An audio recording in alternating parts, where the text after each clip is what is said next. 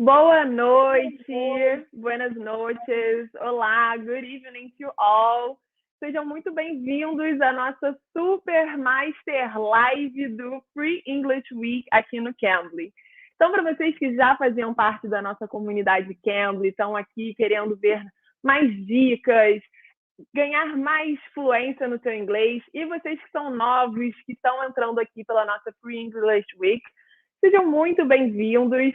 É um prazer estar aqui com vocês. A gente sempre pensa e elabora esses conteúdos pensando em você que quer conquistar a sua fluência no inglês. E falamos tanto dessa surpresa que ia ter nessa live para você que acompanhou essa semana aqui com a gente. E aqui está. Então, estamos dando de antemão, para quem está aqui com a gente, esse super desconto antecipando a nossa Black Friday só para vocês. Então, aproveitem, usem aqui o código 60 na live ou 60 na live Kids, para quem quer assinar o Cambly Kids, que você vai ter 60% off em todos os nossos planos anuais. Então, você vai lá, vai escolher o plano anual que tem mais a ver com você. E não é só isso, gente. Vocês assinando hoje, porque a gente tem uma coisa especial nessa Black Friday para vocês. Além desse super desconto de 60% off, a gente também tem bônus regressivos, ou seja, quem sai na frente ganha mais. Então, se você assinar agora, nessa próxima 1 hora aqui da nossa live, com 60 na live, você ganha 60% de desconto, mais 1 mês de aulas grátis. Ou seja, você vai ter 60% de desconto no seu plano anual, ainda vai ganhar de bônus 1 mês inteirinho nesse modelo de aulas para você. Tá bom? O que mais, gente? Então, se quer mais, já assina agora, já sai na frente. E, sem mais delongas, vamos começar a nossa super live aqui do Free English Week para fechar com chave de ouro essa semana com nossos super tutores. E a nossa primeira tutora é a tutor Molly, que fez a sua masterclass in How to Start a Conversation in English. Então, nada melhor do que a gente começar essa live com ela, né? Molly, welcome. Thank you for having me today. Yeah, thank you for sharing your knowledge with us in the masterclass and also here in our live. So welcome, and it was so nice to see in your masterclass how it's easy to keep a conversation flowing if you have the right keys. So thank you. And let's go over some topics. What do you think about that? Sounds good. Let's do it. Great. So Molly, I think one of the reasons people start learning and want to practice their English is to get more job opportunities and study abroad maybe. So we go over to how to start a conversation or meet and greet in a job environment, for example, or a job interview? Yeah, of course. So if you are going in for a job interview that's going to be in English, or even if it's not in English, it's really important to watch your body language. So go in confidently with a smile.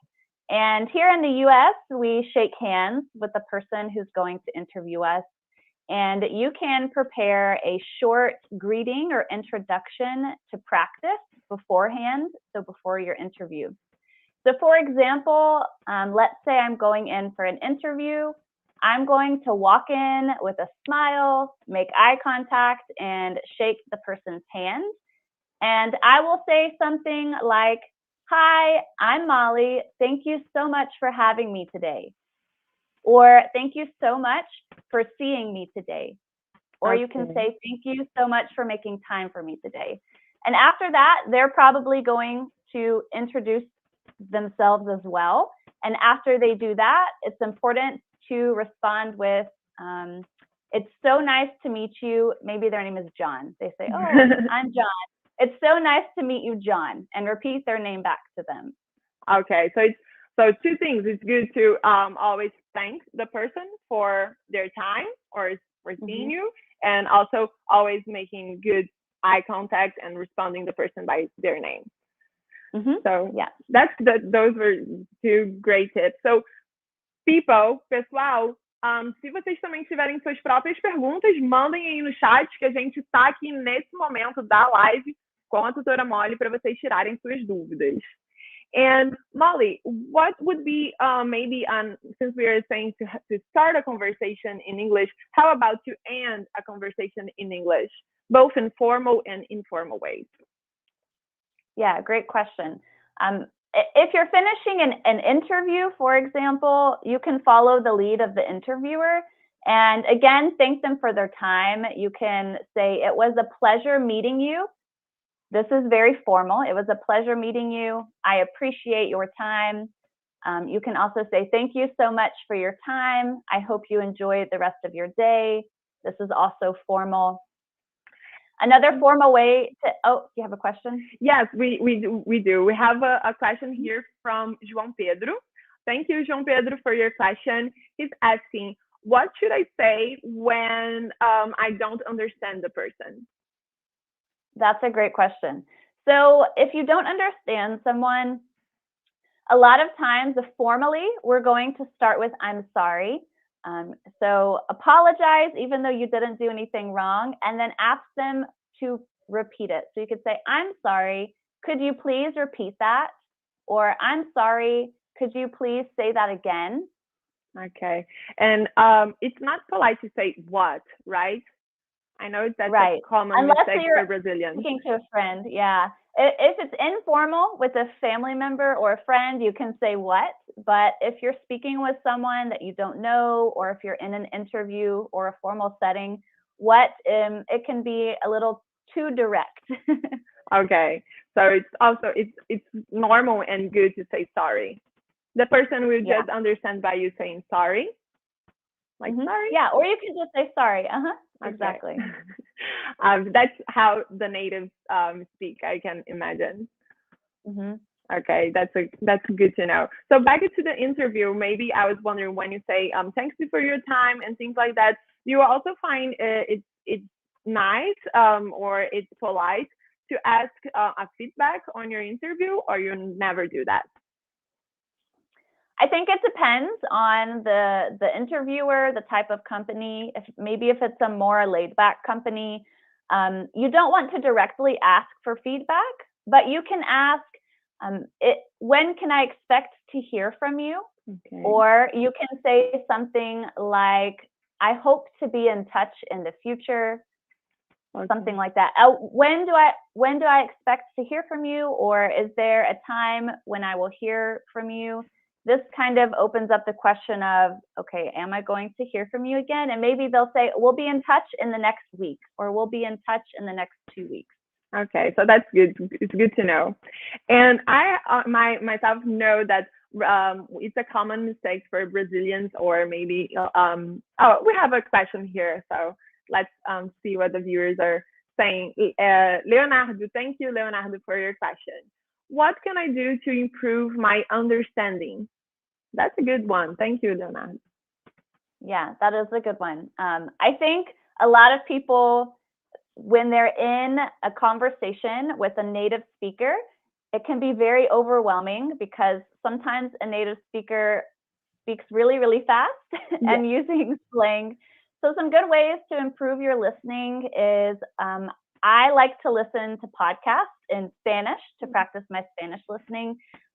This is a great way to expand your vocabulary, hear it at the native speed, the pace, they're not slowing down, and learn some new expressions. Also, watching your favorite series in English with English subtitles as well will help that too.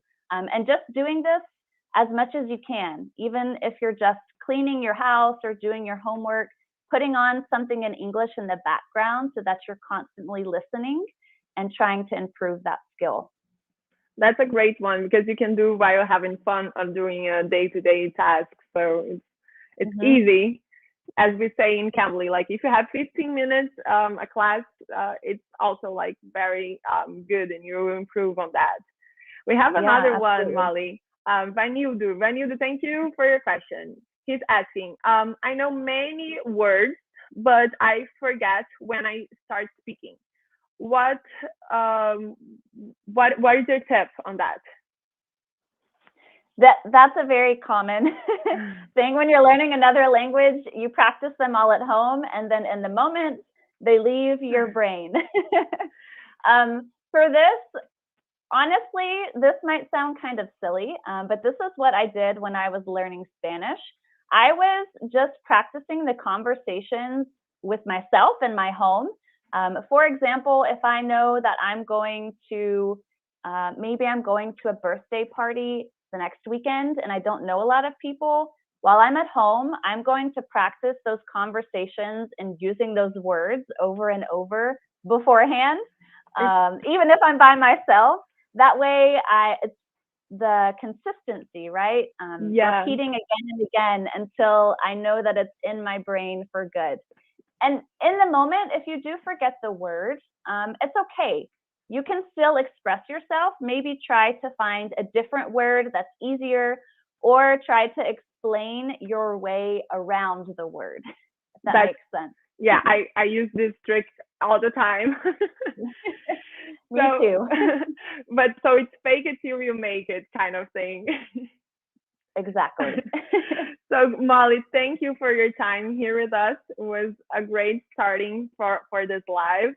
And if people want to speak to you, to talk to you in Cambly, just find you in Molly L, right? Yeah, Molly L. That's my Cambly name.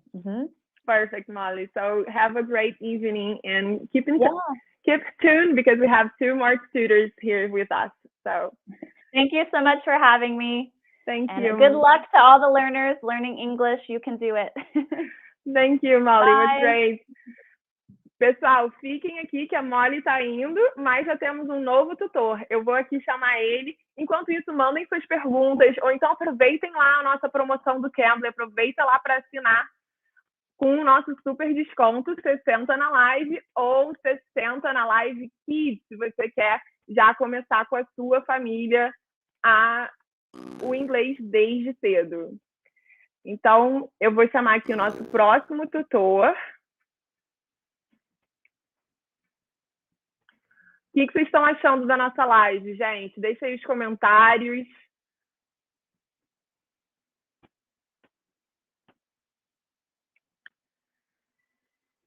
O nosso próximo tutor, quem acompanhou aí as aulas do nosso Free English Week, ele fala sobre os erros mais comuns dos non-natives, né? De nós que não somos nativos no inglês. Então, provavelmente a gente vai ter essas perguntas aí de errinhos que a gente sabe que a gente vive caindo, né? E estamos aqui com o Derry live para ele poder ajudar a gente ainda mais.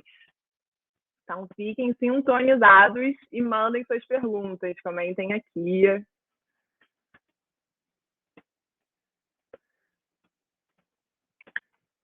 Fazendo aqui a transição.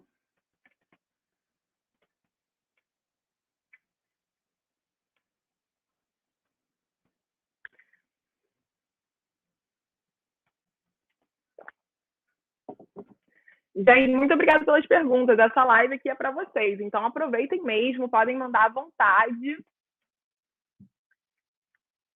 Enquanto a gente entra aqui com o tutor Daryl, Teacher Daryl, também dos Estados Unidos. Hi, Daryl. How are you? I'm good, and you, Manuela? I'm good as well. Welcome to our Free English Week Live. And thank you so much. I'm happy to be here. Thanks. And thank you so much for your masterclass as well. It was very informative and it's very clear how you explain it all. And I'm happy to be here with you so we can go over some topics and maybe have some questions from the audience. Excellent. So, Daryl, one of the things you started by saying is the common mistakes non-native speakers do is about plural. And we have some words like children, as you mentioned, that are already plural. Which other words that are like kind of special words that you should not use the S on the end of the word?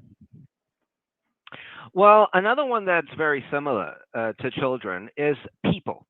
A lot of people think that because you're talking about many, you have to add the S. And so we'll here talk about peoples. And so because the word people itself is a plural, we don't need the S. We can just say people. If we wanted to, then we could use the word persons if we wanted to use the S. So we could say people or persons. And another one to do with the S that I think is important to mention is when people should put the S on. And that's when they're talking about things like money. A lot of time, if we're talking about something like dollars, like $10 or $5, non-natives will forget the S, and they'll say $5 or $10, and so that's something where we should put the S on instead of leaving it off. Okay, and that also reminds me of the countable and uncountable words. Can you go over a little bit about this topic? We can. They are very related because we're talking about singular and plural.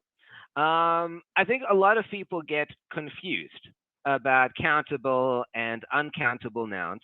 So an easy way to kind of think about it is to think if you can actually use your fingers to count, like 1, 2, 3 of something.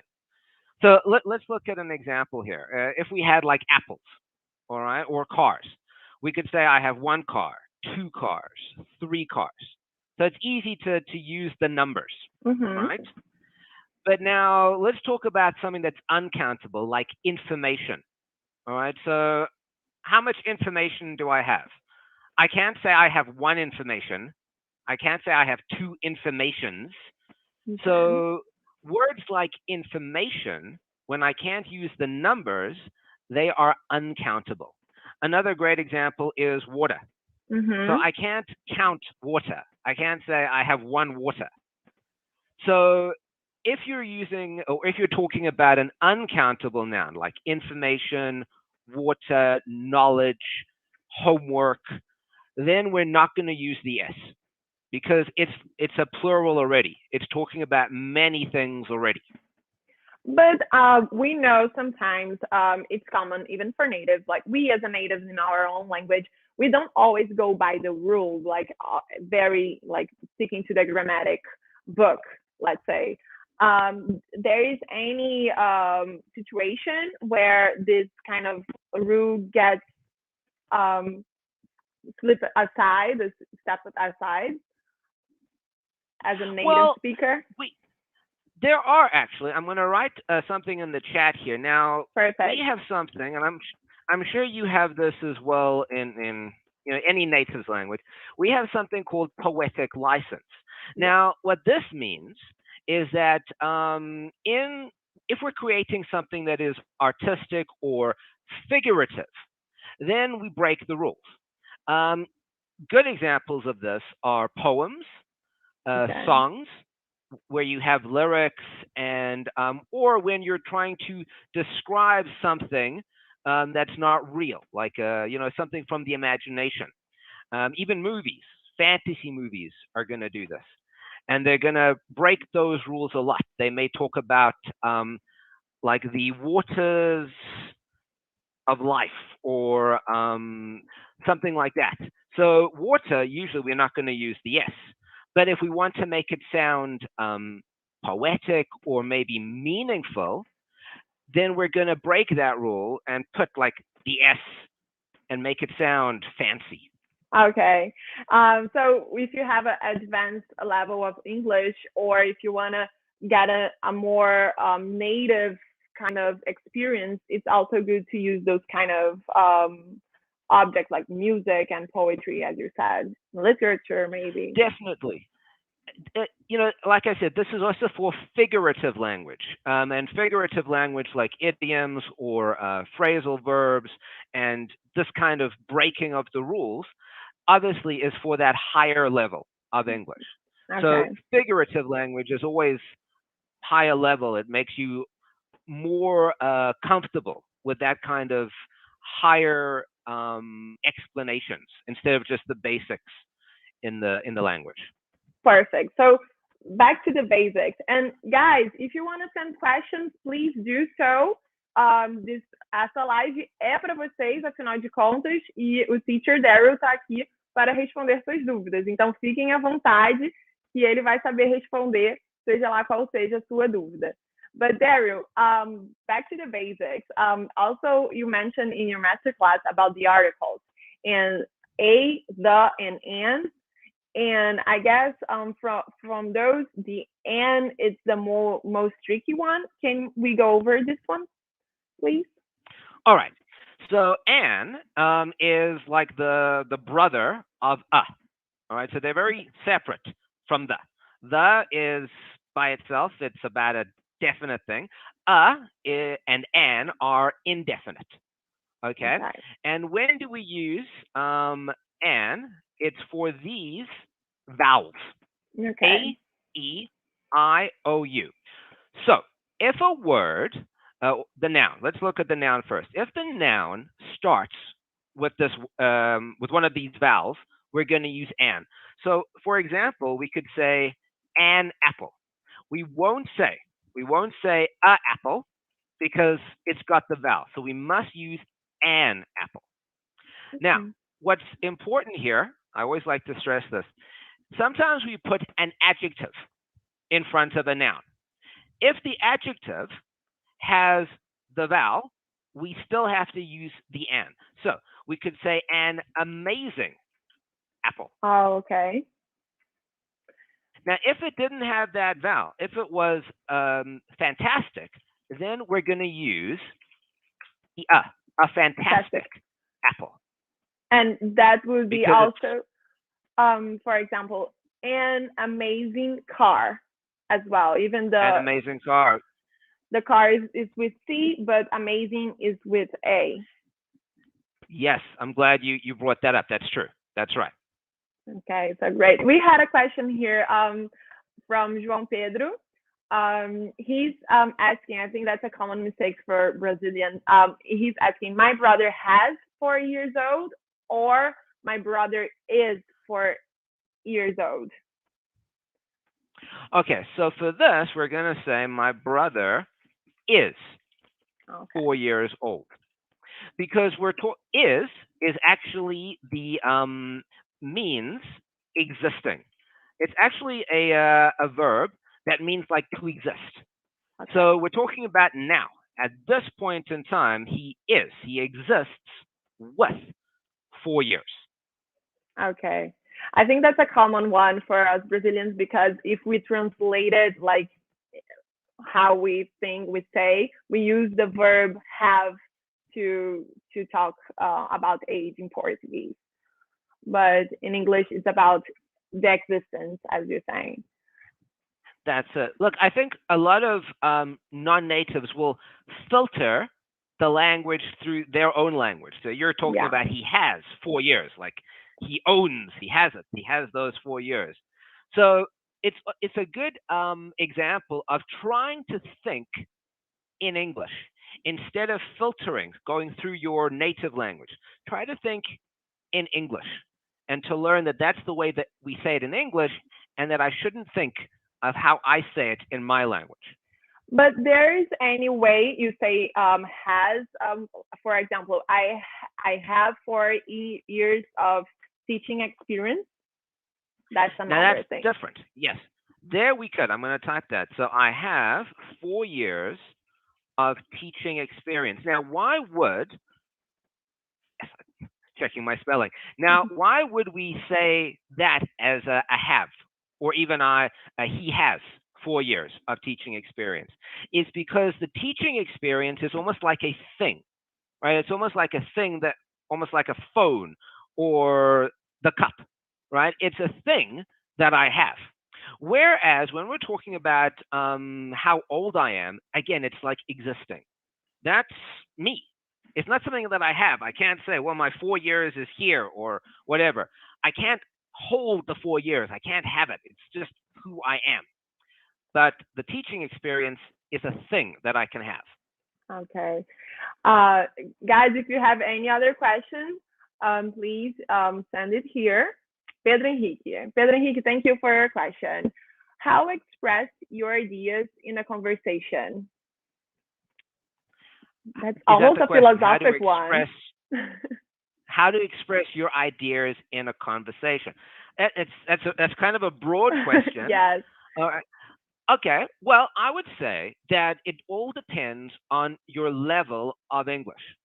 What I would say is you should aim, it depends where you are, but what you should aim for at the top is to use, like we said, more figurative language, things like idioms and phrasal verbs. Now, why? Okay, I'm going to make an important thing here that I think a lot of non-natives should know. When natives speak, we actually make our sentences and our thoughts shorter. A lot of natives, when they speak, they try to be correct grammatically. They try to have everything in the right place in a sentence. But when a native speaks, sometimes we break those rules. Yeah. We will make something shorter, we'll leave out a subject. So if you're going to want to express yourself in a conversation, try to think of a short way to say things. Try to think of a figurative, easy, fun way, like an idiom or a phrasal verb. That's the way to have a nice conversation. That's idioms and phrasal verbs. They're very fun to learn as well. They are. I think they are the fun part of English. Yeah. Yeah. So that was a great question, Pedro Henrique. Thank you.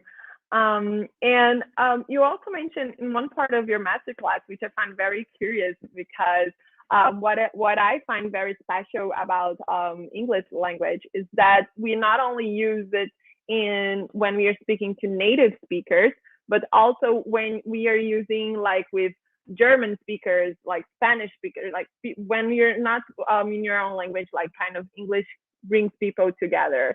And it's common that sometimes we want to translate in our own language and talk in English, kind of, and may sound rude. And can you give some examples that you hear from non-natives when they are speaking in English that sound rude for you, even though they don't mean it? I will say one that I find is very common, and it's actually something in written form, like in an email. And I'm going to type it here, and it seems really like a nice sentence and something good that you should be saying. And that is the sentence, "Thanks a lot." And I think a lot of people use that. And the reason why this might be rude to an English native, and is our fault really, is that we have made that a very sarcastic statement. So often when we use that, when we talk with each other, we will be sarcastic when we talk about that, and we will be like, "Oh well, thanks a lot." Okay. And so when I read that, I know that the person is being genuine and nice, but I hear the sarcasm automatically, and I think for a second I'm like, why are they being sarcastic and rude to me? But then I stop and I realize they are just non-native speakers. Exactly. We have one question here, maybe our last for you. Wagner Rodrigo Wagner, thank you. How to study speech alone? How to study speech alone. All right. I think this depends on what the word study means, right? So if you are trying to learn like lists of words, or if you're trying to learn grammar. So I'll just touch on both of those because I'm not sure what the speech means in the question. So if you're trying to learn grammar alone, I think one of the best things is to obviously write. Remember, whatever you're doing, don't just do it in your head, because that is what we call passive learning. You're not doing anything. You're just like reading and it may not go in. So always do something physical or speak, because both of those are active. So if you're trying to learn grammar, even if it's speech, even if it's like talking, write it out.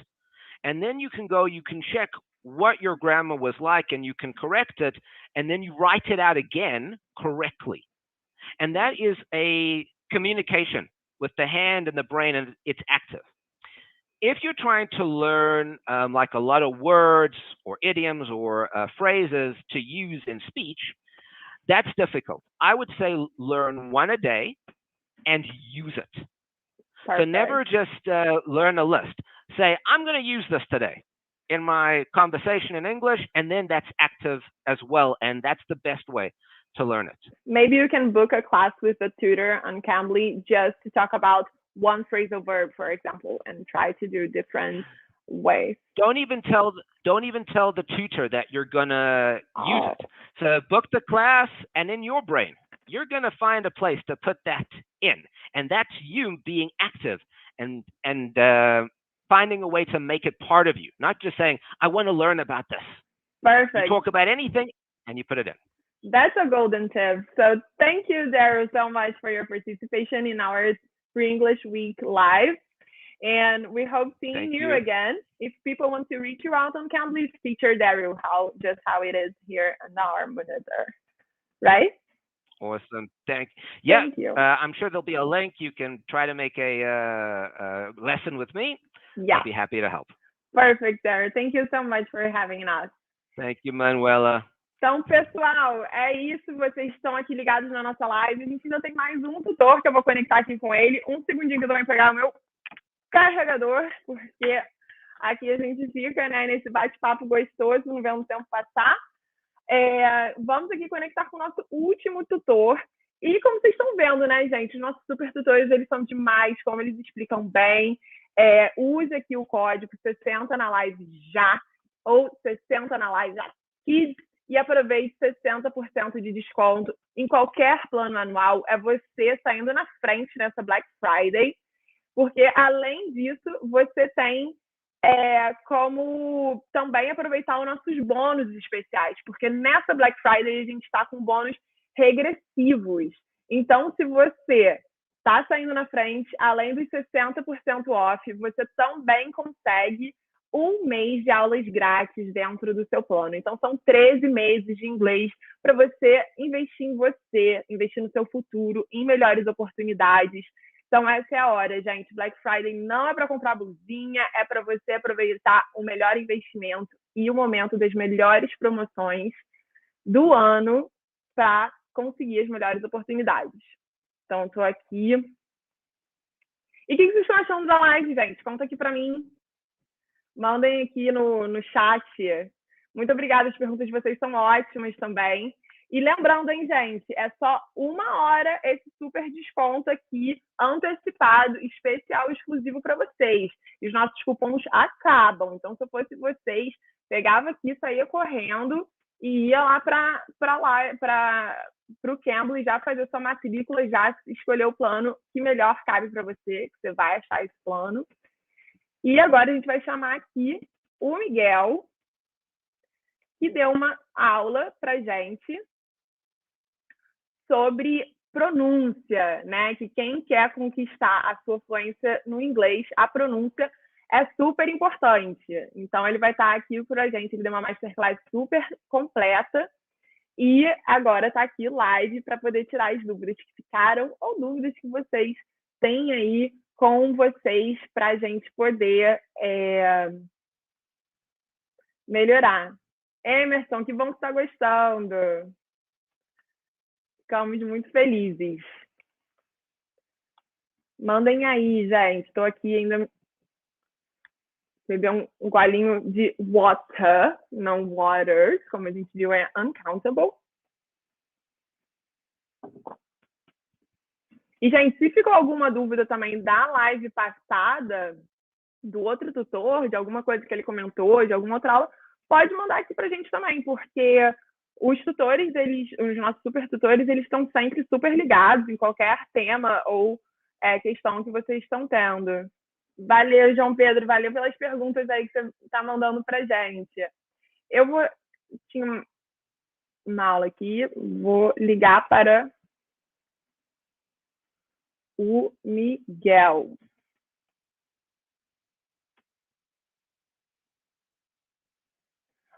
Aproveita, gente, vai aí já processando as palavrinhas para vocês, das palavras que vocês sabem que vocês sempre se confundem na hora de pronunciar. Então já separa mandar aqui, a gente manda para o Miguel e ele ajuda a gente nessa pronúncia.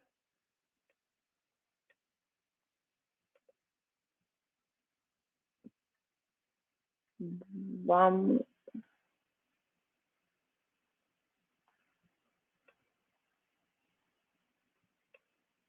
Acho que a minha internet está um pouquinho devagar. Mas fica aí, galera.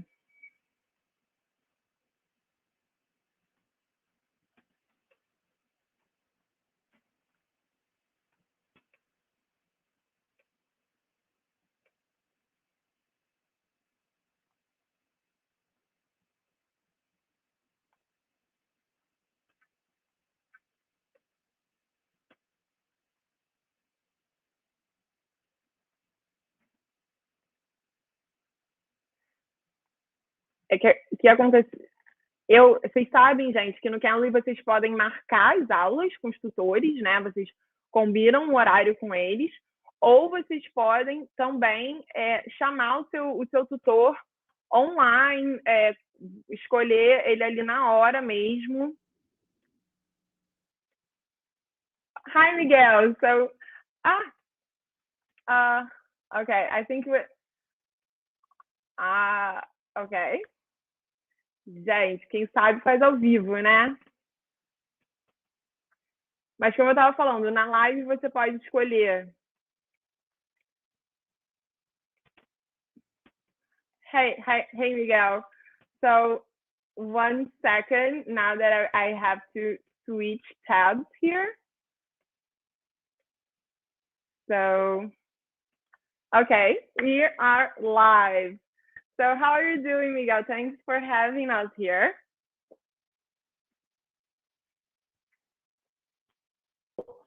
I hope you had a fun time seeing our lessons and hope you enjoyed our material. Yeah, it was great. It was very, you gave us a lot of precious tips and it was also very informative. So thank you for being with us in our special Free English Week in Cambly. And it's been a pleasure. And I thought about going over. I asked here for people to send us some questions and maybe some words that are hard for them to pronounce.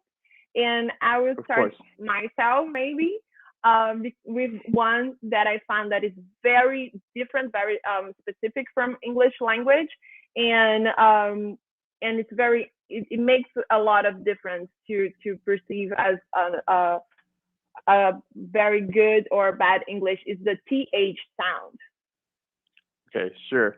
All right. Well, going with the TH sound, there are two ways to pronounce it. There are one that is voiceless, and there is one that is voiced. So you need to know which one you're using at the moment. For example, one that is voiceless, it doesn't make sounds, would be words like with or three, third. They don't you don't produce that sound in contrast with the, this, that. And just to have like a reference, the one that is voiced, it is very similar like when you produce the D sound, but the difference is you're gonna put your tongue between your teeth, and it's the same. When you do the D sound, you're putting up behind your teeth, and with the TH, it's between. So that would be voiced and not voiced. A similar would be like the S or an F sound. So you can practice, like for example, if you want to say with, try to do it with or with. It's very similar with the S sound, with, right? But just putting the tongue in between, and then you have with,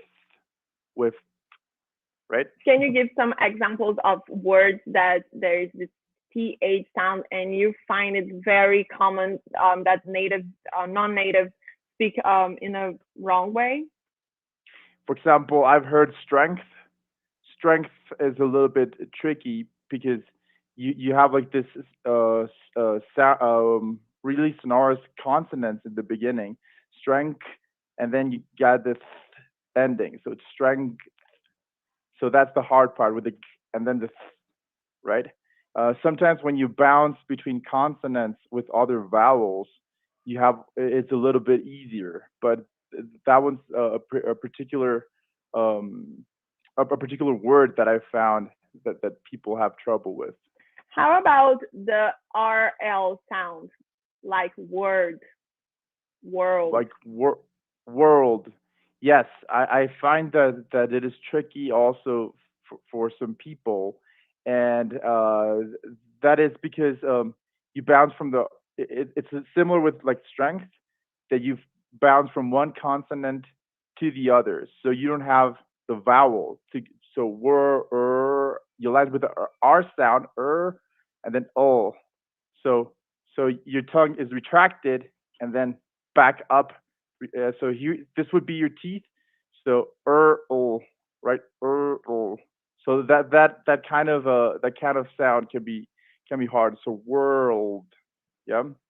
So you think the chart will be a great way for people to practice when they are alone or Yes, with their I tutors? think yes, I think the chart is very helpful because you can identify specifically what's the noise that you have to make.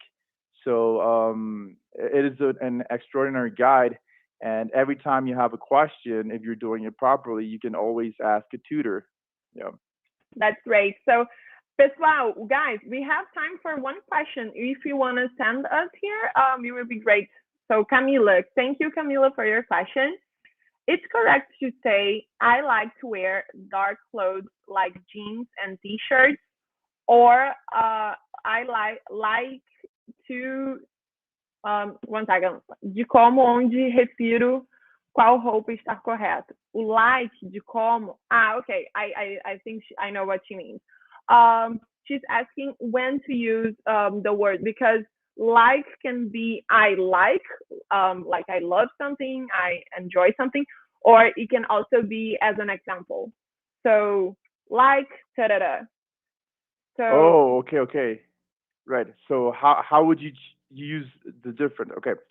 So when you say I like or he likes, usually you first and that is about you have an appreciation over something. You usually have like the subject and then the like. So I like, he likes, it likes, right?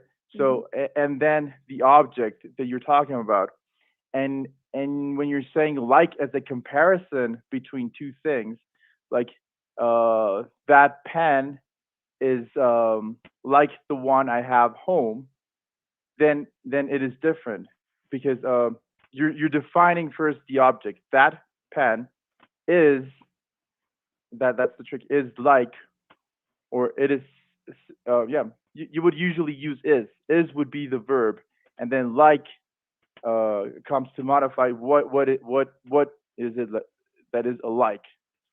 So I in don't. her example, I think it's fine if you say I like to wear dark clothes like jeans and t-shirts. So you can use like both I ways in the same sentence.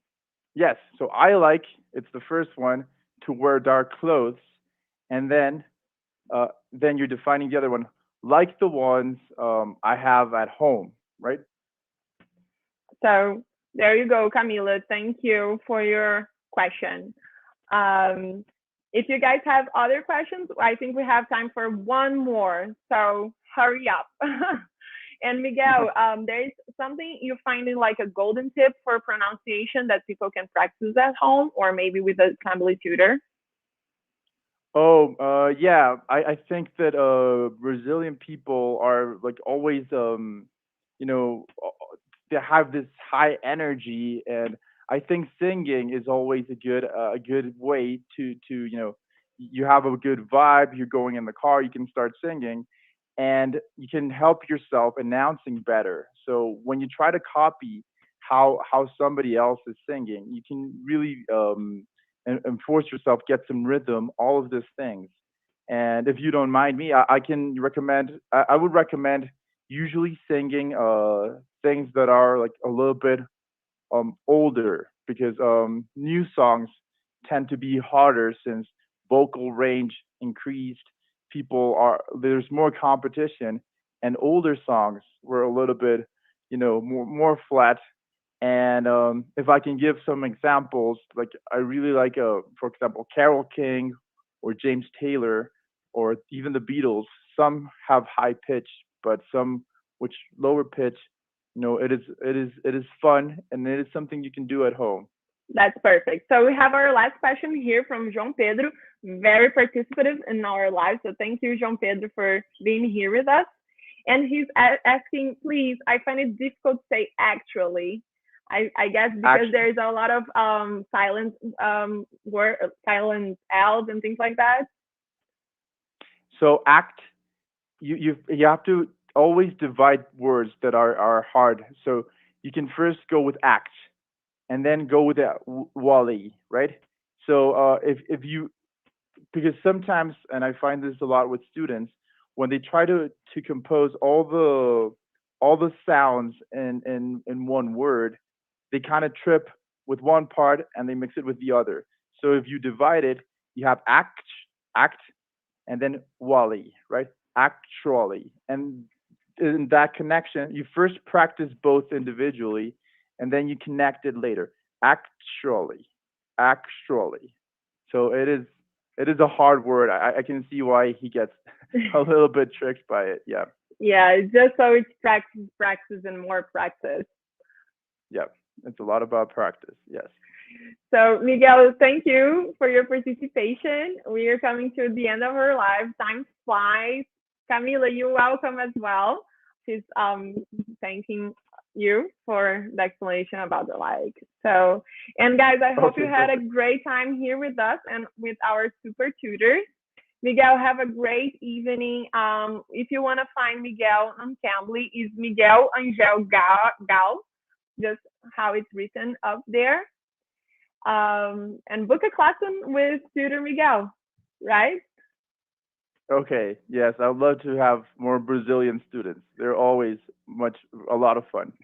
Great, Miguel. So thank you so much. And guys, pessoal, todos e todas, muito obrigada pela presença aqui de vocês. A nossa live passou voando, mas com muito conteúdo bacana. E é só uma pontinha do iceberg de tudo que vocês podem aprender com os nossos tutores nativos do Cambly.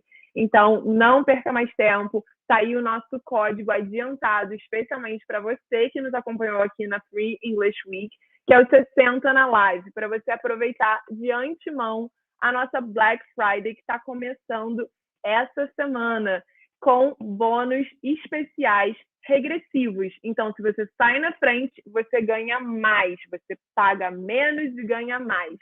Então, aproveitem agora, 60 na live já, para desfrutar de 60% off em qualquer plano ideal, naquele que cabe no seu tempo, no seu bolso, porque o Cambly é flexível, é online, toda hora, em qualquer lugar.